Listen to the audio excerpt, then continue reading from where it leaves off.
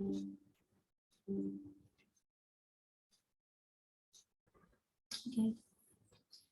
Okay, good evening, students. So I believe that during the last class, we just studied about, 1 minute, I will submit 9 as well. Let me see.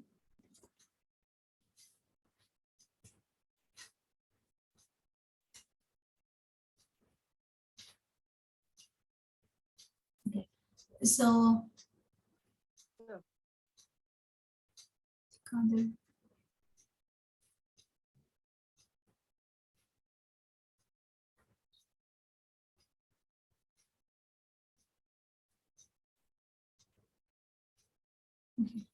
okay, so last class we learned about the theories of law, and also I touched upon the sources of law.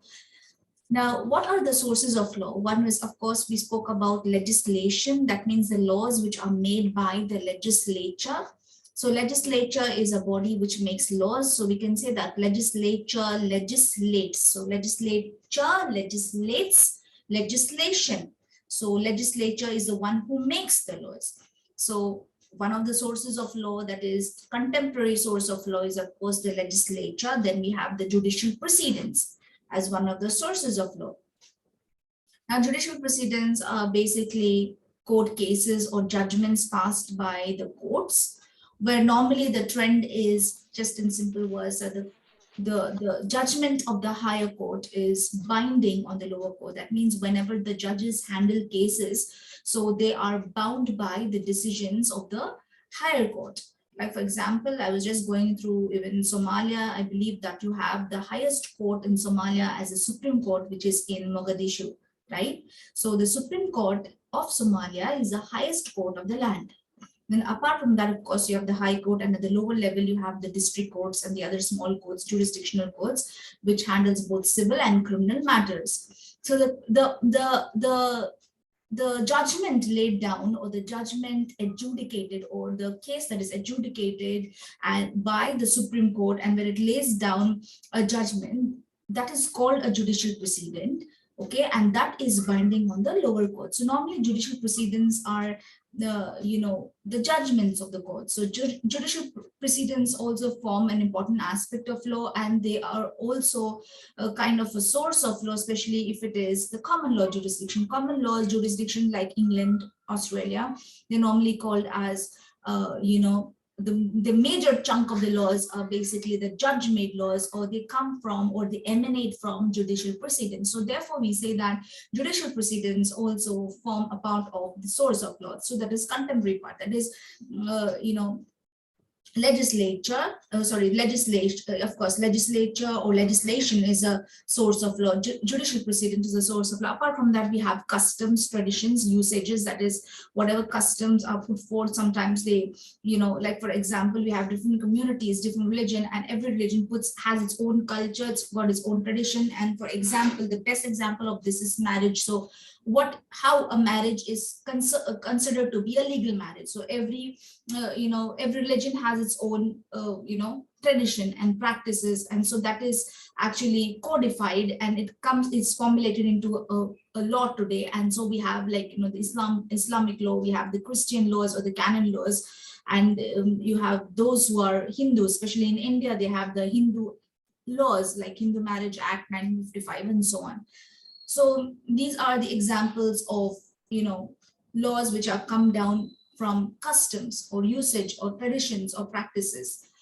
So apart from that, other sources of law are, of course, what are the other sources? Of course, we have the constitutional law of the land, which even Somalia has constitution.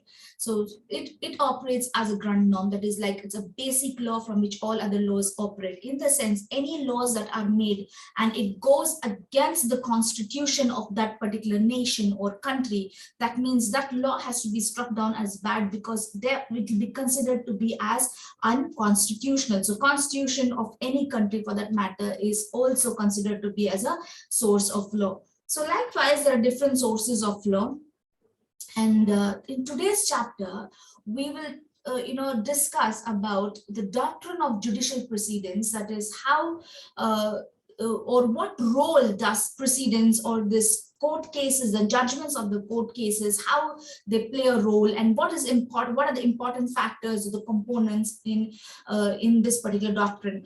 That is the doctrine of judicial precedent. And apart from that, we will just delve into the theory of legal realism. Just will, just go through it, we'll brush through it, and also we will go through legal reasoning. Okay. So having this at the perspective, let's move further.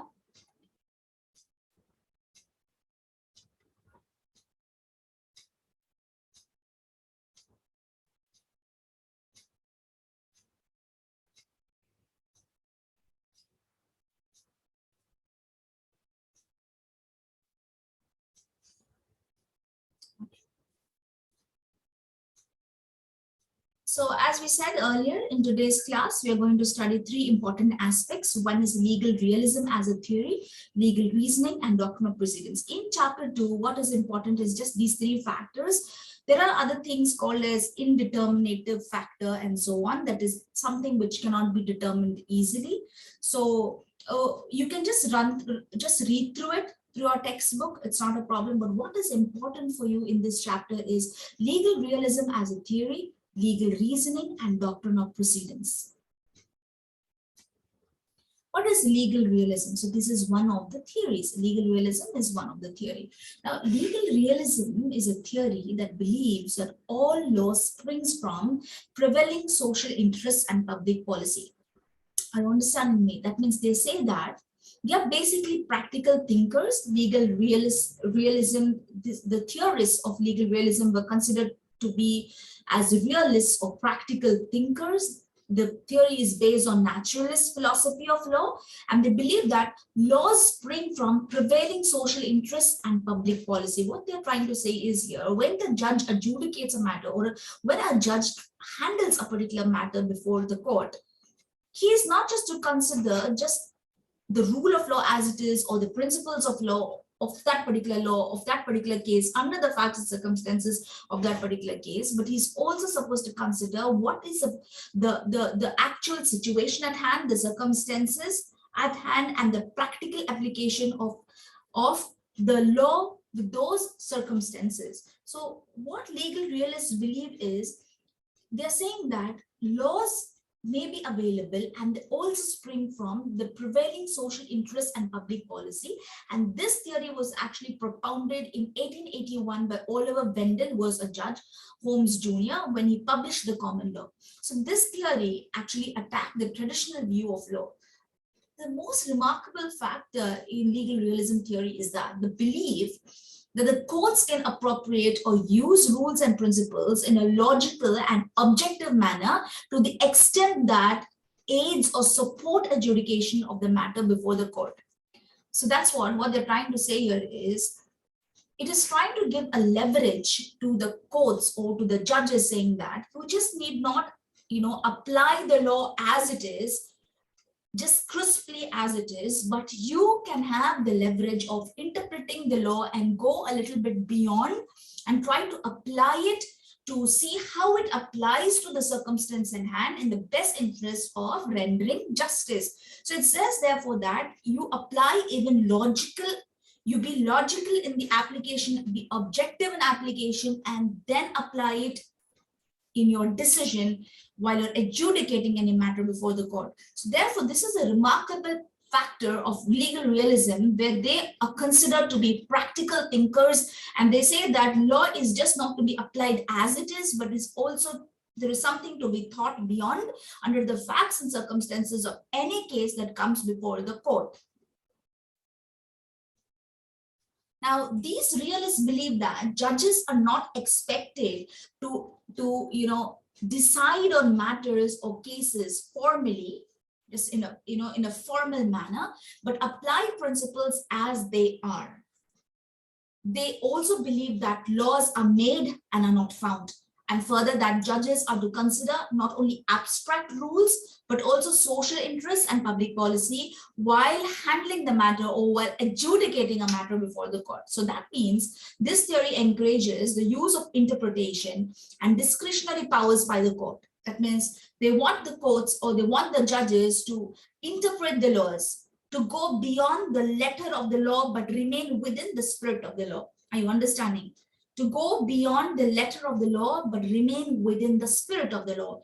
To remain within the purpose and the aim of the law, but you can go beyond what is written, to read between the lines, to interpret the meaning of the law, and to see how it is applicable in a particular situation, be within the purview of the aim and the purpose of the law. That means to go beyond the letter, but be within the spirit of the law. So therefore, it encourages the use of interpretation and the discretionary powers by the court. So legal realists actually regard law as a mechanism to also promote human rights and justice. Now, they regard law to achieve, as an instrument that achieves justice by being malleable and using the law interpretatively to serve justice. Malleable in the sense, one which can be molded in any form.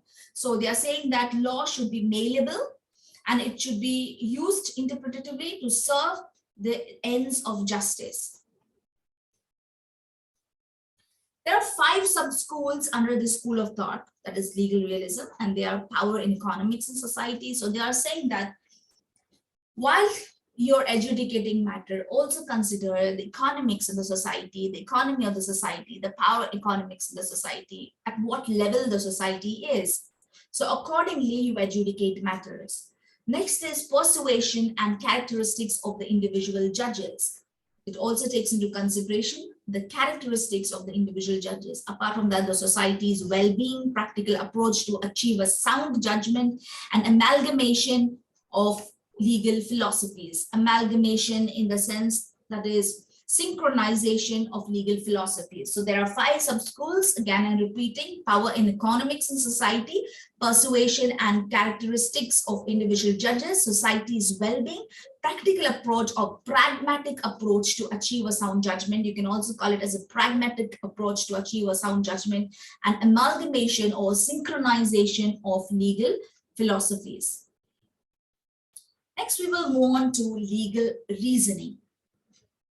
Now, theories of legal reasoning are primarily normative theories. Now, legal reasoning basically is a technique of thought, an argument used by legal practitioners, lawyers, and judges when applying legal rules to a specific situation in their discourse or in their seminars or in their lectures or in their talks. So basically, it is like, what is the reasoning or the foundational principle or the rationale behind a law. So legal reasoning basically is the rationale behind a particular law while using those legal principles. So legal reasoning is a deductive analysis. It is a deductive analysis of drawing conclusions or the highlights that merit how the analogy is drawn in a case, or the highlights of the merits of the analogy drawn in a case. So the process basically involves interpretation of facts, evidence of the case, that is the proof that matters, and may involve even a recommendation, depending upon the facts of the case and the conclusions drawn. So here basically laws are actually applied to facts and then conclusions are drawn. Now, legal reasoning may be classified into the following. That is, basically, it has 5 basic classification. Rule-based reasoning, that is, which is most significant form of reasoning. Next is, reasoning by analogy, that is, by finding similarities or common factors. Then distinguishing cases, which is opposed to reasoning by analogy. And policy reasoning, and inductive reasoning, which is also called cause-effect reasoning or causation reasoning. That is, there is a cause of something that has had some effect on something. So this is a causation theory, cause-effect. So that is inductive reasoning. So what is a doctrine of precedent? This is a very, very important doctrine, and you can expect this for your exams. It's a very important question, doctrine of precedent. And because this is something that every lawyer uses, and normally it is used by the courts. So this is something very important which every law student must know. What is the doctrine of precedent? Precedent, as you know, a simple meaning of it is something which has taken place in the past. So it is used as an example today, so that's a precedent. So what is judicial precedent? Judicial precedent, simply speaking, it is just the judgments which are laid by the higher courts, which are used by the lower courts. So the doctrine of precedent basically plays a very important role in the English common law system. So what is this judicial precedent? Free Dictionary defines precedent as an act or instance that may be used as an example in dealing with subsequent similar instances. So what is important here is that when the precedents are used, they have to be used when you take examples of previous cases. That means it has to be used in similar circumstances, not in different circumstances, but in similar circumstances. If there is a matter before the court, which is like, similar, which has similar circumstances, similar facts, so it is at that time that the judges of the lower court or equal jurisdiction can apply these, the judgments of the higher court or even of equal jurisdiction of the other court. So law, a judicial reasoning in law that is binding on other equal or lower courts in the same jurisdiction as to its conclusion on a point of law,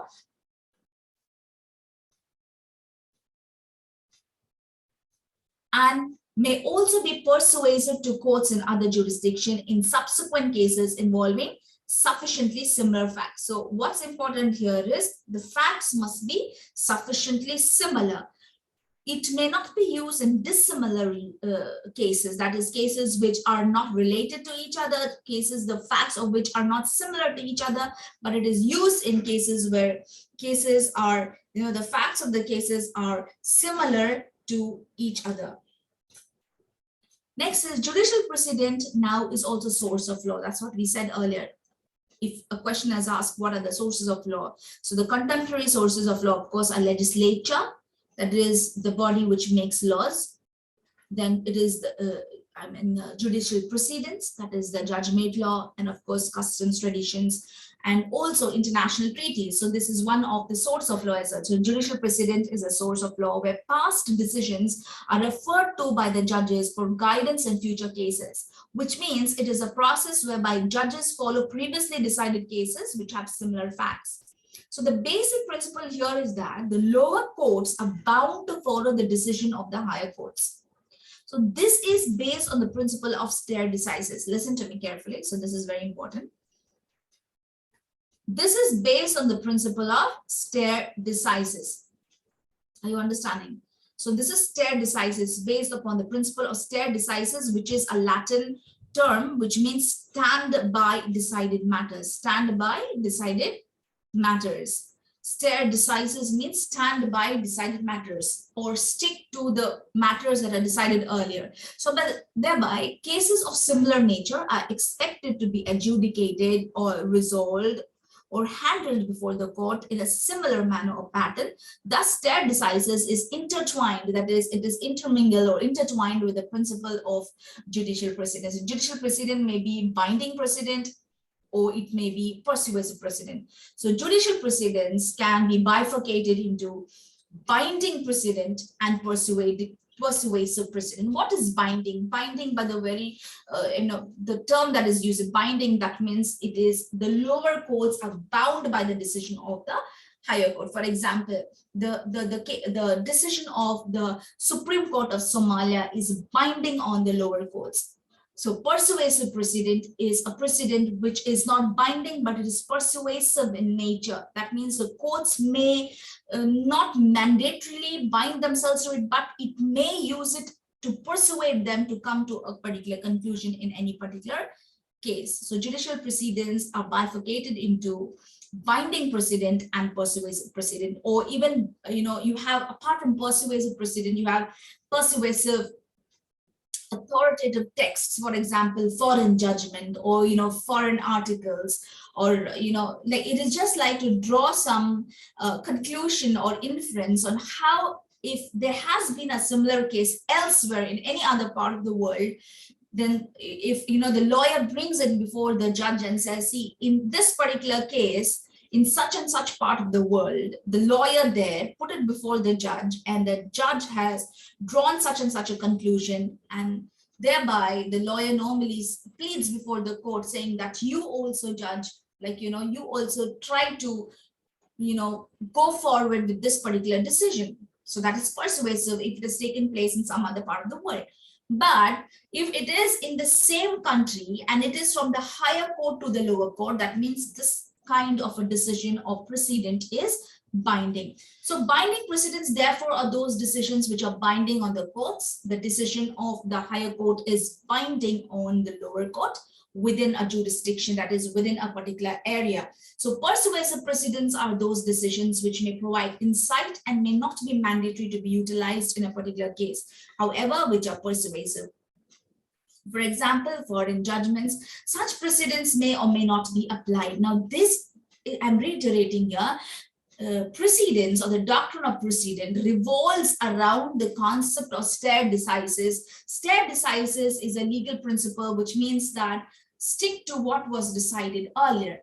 So coming back to the concept of persuasive precedent, persuasive precedents may or may not be applied. So that apart, there may be persuasive authorities that may be utilized in a case, for example, particular law reference book or a journal.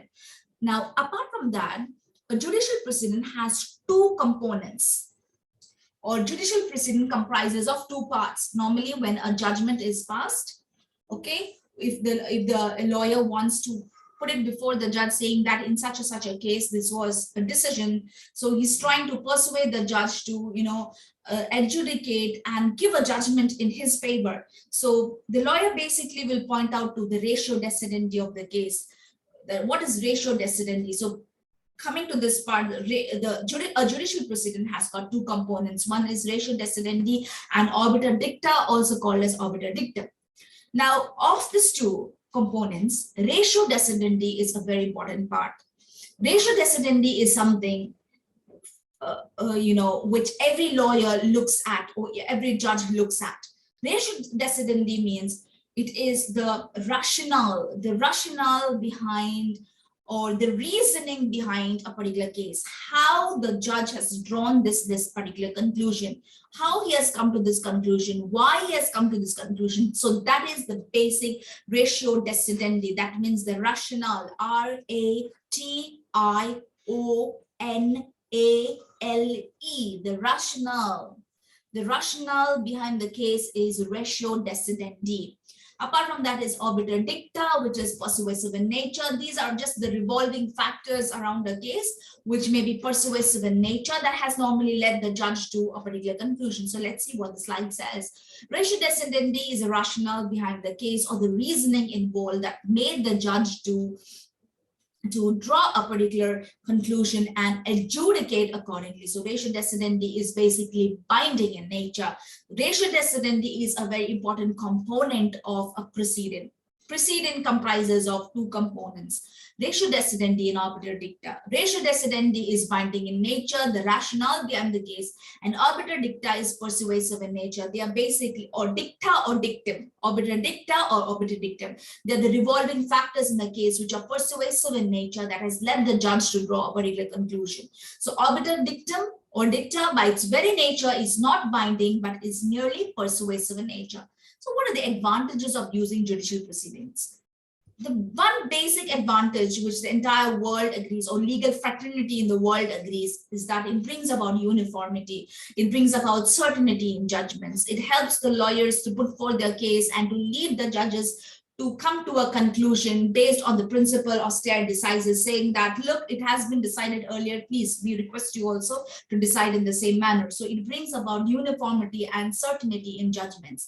Next, it lays down guidelines for subsequent cases. So the other cases, it tries to lay down some guidelines for this. These are all practical advantages of judicial proceedings, practically when you use it in the courts. So this is how a lawyer benefits out of judicial precedents or the decisions that are laid down by the other courts. So it helps a lawyer to put forth his case and to persuade a judge to to pass a judgment in his favor, saying that it has been decided in the earlier case, so you are also bound to apply it in this particular case. But mind you, what actually has to be considered is the facts should be similar as in the earlier case. Dissimilar facts may be considered as a persuasive precedent, but if the facts are similar and it is passed by a higher court or of the court of equal jurisdiction, then it is considered to be as a binding precedent. Now, this is, of course, it has a practical approach. It may be exhaustive, but it is, it has its basis in reasoning. So what are the disadvantages of judicial precedent? The disadvantages, of course, is complexity in using, sometimes in case of complex cases, and it gets difficult for a lawyer to really to break up the case and to break it into bits to explain the case and how it is useful in any particular case. And sometimes it may be rigid at times and not really flexible. But doctrine of precedent is a very important doctrine. Judicial precedents comprise major chunk of common law system. That's why we say that the common law system, what is the common law system? England, Australia. So this is common law system, India. So the common law system, basically, it is mostly a judicial precedent based system, or therefore we call it as, they are the judge-made law system. Laws are basically made by the judges. Of course, they have the legislature. We have the Parliament House, which normally legislates, which makes laws. But normally what happens when it comes to the courts, the laws that are passed by the Parliament are interpreted by the courts. The courts have the authority to interpret the courts, just like legal realism, that somehow that kind of theory is used, where legal realistic approach is used, practical approach, a pragmatic approach is used, where they interpret the laws. Judges are given the leverage to interpret the laws within the purview of the law, not trespassing his limit as a judicial person, his limit, because we believe in the doctrine of separation of powers. Any common law system normally believes in the doctrine of separation of powers. What is doctrine of separation of powers? Doctrine of separation of powers basically is where each authority has to act within its own realm or within its own boundary. Like you have basic three authorities is the legislature, judiciary, and the executive. The role of the legislature is to make laws. The role of the judiciary is to adjudicate matters, and the role of the executive is to execute laws. Example of the executive body is, of course, the police department. They implement the laws. Then you have the judiciary, of course, judiciary adjudicates, and the legislature makes laws. So the doctrine of separation of powers says that each of these wings are independent wings, and you're not to trespass the rights and the duties of each other. However, you are to coordinate with one another. So sometimes what happens, there is a kind of intermingling of, not duties, I would say, rather in the pursuit of performing their duties. Sometimes there is a little bit of, where a little bit of intermingling or kind of a union between the two wings of the government or the two authorities of the government. We sometimes see when the laws are passed, so it is the duty of the judge to interpret the laws. So in the pursuit of interpretation, sometimes they get a little bit forward and they try to give the meaning of the laws. So are you understanding? So sometimes they are kind of they clash. I wouldn't say clash also, I would say that they kind of meet somewhere. There is a meeting point between the two wings of the government, or the two authorities which are part of the government, that is judiciary and legislature. Likewise, there are several meeting points, like we'll do in some other class if it is there for your syllabus, the doctrine of separation of powers. But coming back to this is about judicial precedents. What we're trying to say is, judges normally they interpret the laws. So that is a realistic approach, that is a pragmatic approach, and that also comes within the legal realistic approach.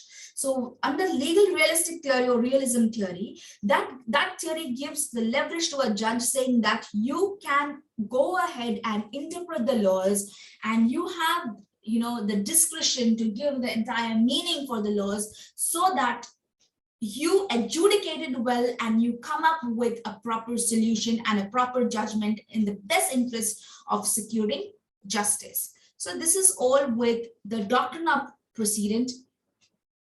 Suppose this meeting ends, then we will join back. Suppose it gets over. We'll try to finish it up before that. I tried to, summarize this chapter and make it very, very simple for you. Okay. I just try to make it very simple. I just divided it into three.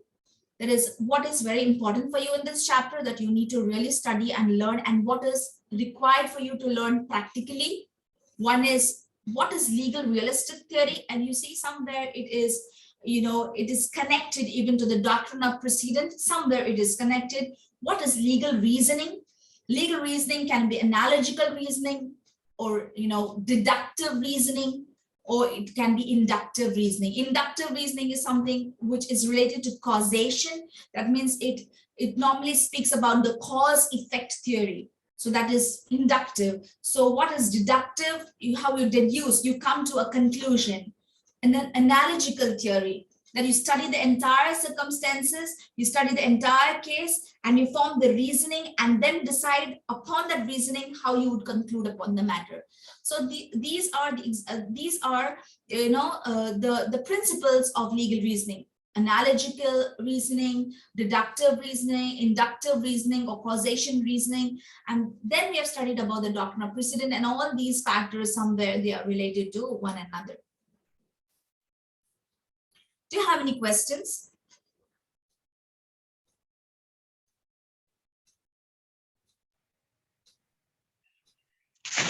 No, yes. We have no any question. Very good. Okay. So you understood what is judicial precedent. You understand that it is basically the judgments which are laid down by the courts. And you also understand the judgments which are passed by the higher court is binding on the lower court. The judgments which are passed by the courts of equal jurisdiction may not be binding, but they may be persuasive, right? Foreign judgments are persuasive in nature. Judicial precedents have basically two components. One is this ratio decidendi, but that means the rationale behind the case, the reasoning behind the case, and obiter dicta or obiter dictum. So these are important points in this chapter. Doctrine of judicial precedent is very, very important.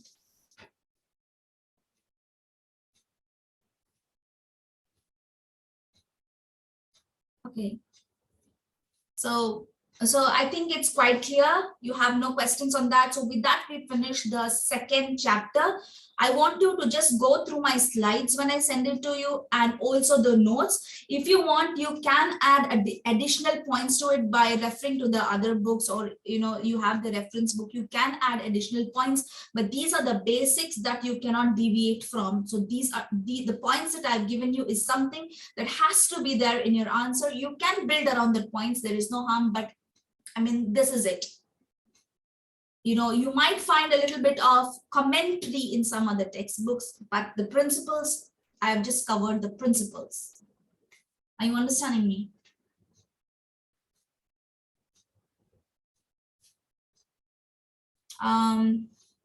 So 4th of April, you'll have to submit your assignment.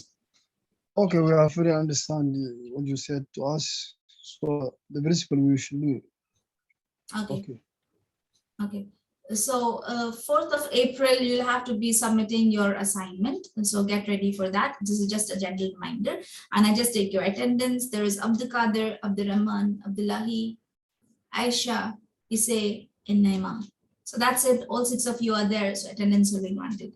So thank you. That's all from my side. And good night. Since you don't have any questions as well, you can disperse, and we meet again for Wednesday class. That is the law of torts. And I've sent you Rylance versus Fletcher. I sent you the YouTube link. Please go through the YouTube links just to understand the case. I'm talking about the law of torts. Okay, so we meet the same time, but now Wednesday. Bye-bye.